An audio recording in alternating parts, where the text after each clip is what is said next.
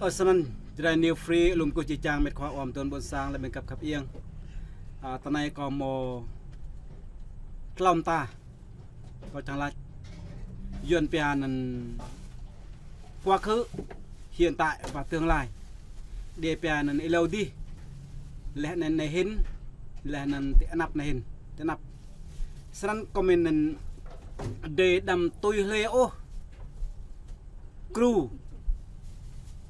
mít hoa đồn ai để phân đồ nấn play duyên như là sân này như này đừng theo vết đố của ông cha mình ngày xưa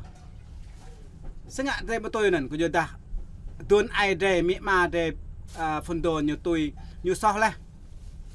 người ta như mỡ sắp cái nục naของsàn Việt Nam mỡ lệch nục naของsàn bắn breakanyo mạch ra lehnan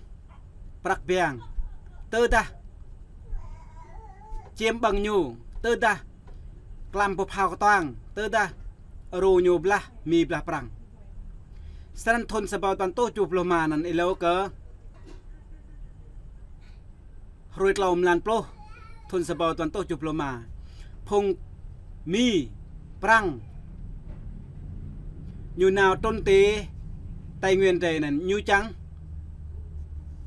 phim chiên nặc đề gà đây cái tiếp nhu pian hạt tiếp đà bia đà nó na thâu tơ ta lần na cho gà Tây Nguyên đây nè lần đạp ngư đây nè lễ các ngàn prang lễ các ngàn mì xem ạ con độc na con sàn nè sẽ xí nhú mô cách lỗ nhưng mà mô như bây giờ mà không có cách nữa như trang mại vật lẫn là thế này sao nó như tầm nạch xích lên như tầm nạch như là xem lại như lại lẫn là tập người Tây Nguyên đến chính lẫn là như là tên mi prang chiêm mạ lên nên sẽ như trang trôn phim clay như bây giờ sẽ xì như pian giải phóng ta xa như tòa như doan như pian quân giải phóng vì quân giải phóng để bộ này như có sông nào là hắn sẽ ngã phùng buôn sang phùng duyên miền Nam nên lại đề gà để đuổi nào có nhau mà mổ đà phùng nục nên đà nên phùng duyên như đuổi nào ở Trung Quốc đi Đài Loan đi bờ mì đi thế này nên để bộ sau đó để đâm mỡ sập của nục nào của sàn Việt Nam như loạt sẵn nát sẵn có bọc lợ phải dòng thế mỡ cái này là có phải giải thích giải trình nữa. Tây Nguyên có diện tích rất lớn, là khu vực rộng hơn 54.000 km2, gấp 16 lần thủ đô Hà Nội và 26 lần thành phố Hồ Chí Minh. Thêm vào đó, khu vực này còn có một nguồn tài nguyên vô cùng dồi dào. Nhưng mà khi Đại tướng Võ Nguyên Giáp từng nói, ai nắm được Tây Nguyên sẽ làm chủ Việt Nam và Đông Dương. Nếu để tiếp tục kiểm soát việc này, thì nó sẽ là một nước ý chí mạng với dân tộc Việt Nam. Do đó, chúng ta đã buộc phải nắm giữ vùng đất này trong tay. Dù không phải chống lại bất kỳ một thế lực nào, với người Việt Nam, Tây Nguyên đơn giản là không thể bị đánh cắp. Mở bản đồ địa lý. sao như là Tây Nguyên Việt Nam một từ đánh cắp ô. Sao như ít như là tần một từ lệ các ngàn vòng can ô. Sao nè tal sa nè để đâm tới lưới ô. Crew miết hoaความดวนพนโดนั่นอยู่เละลำเกลมเปลือกนกนาของสานเวียดนามเลยยืนเปียนั่นเตcứ theo vết xe đổ đó không bao giờ thành công được lẽ nên tê đục nào mà lùn cái nục naของสานเวียดนามý bố là cả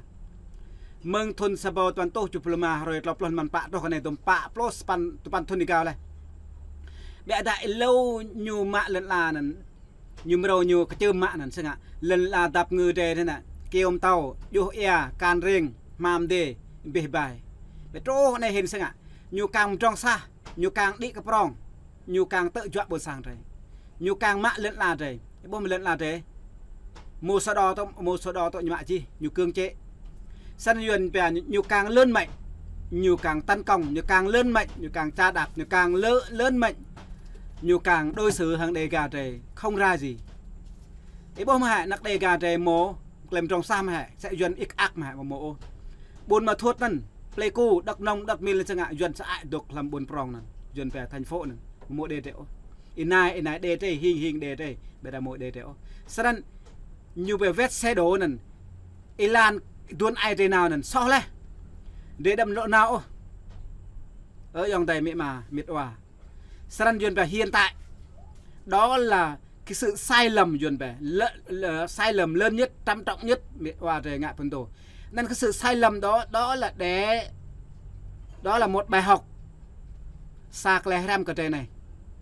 để haram mừng cái này sẽ ngại duyên buồn riêng con nục nào con san như buồn rừng này nhiều hứa hẹn là break chứ là ngại này như là break cái đây break cái đây dịp đàm sẽ xin nhiều bộ bè này mong cái dịp đàm một mộ sau đó nhé này duyên về hiện tại và tương lai độc tòa hiện tại này hình trai trai một ai trai trai chắc xăm lây trai trai độc đip để mà bạc đại gà thế ấy bố mẹ lần đặc đề gà để ma tính Tây Nguyên là thêm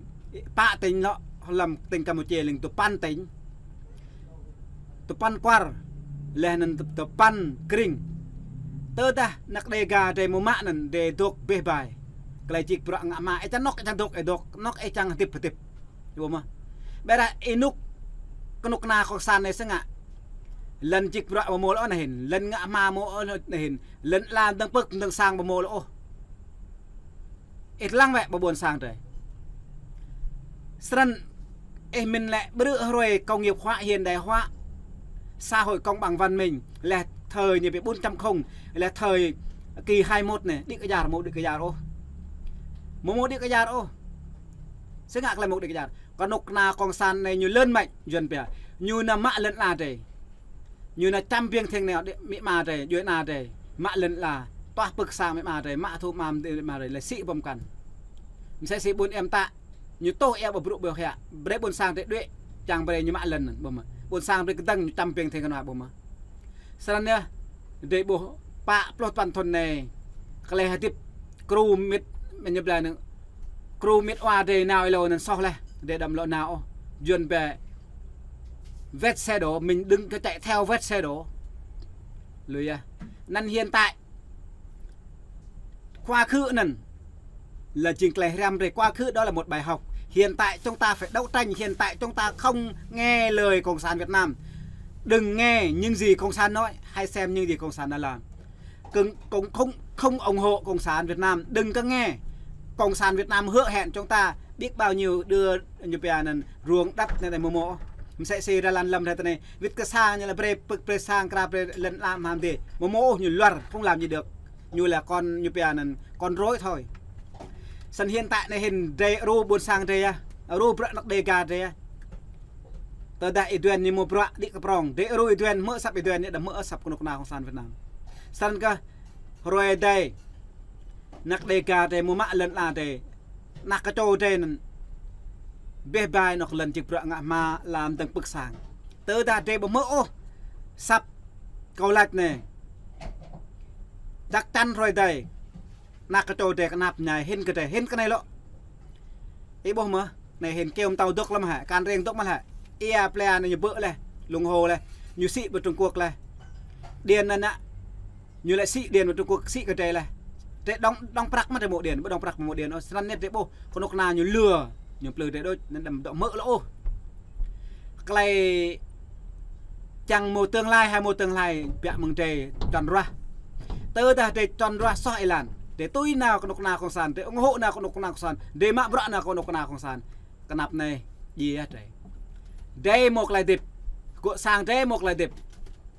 bẹ ta buôn sang một lại điệp ô ấy bố mày ý lương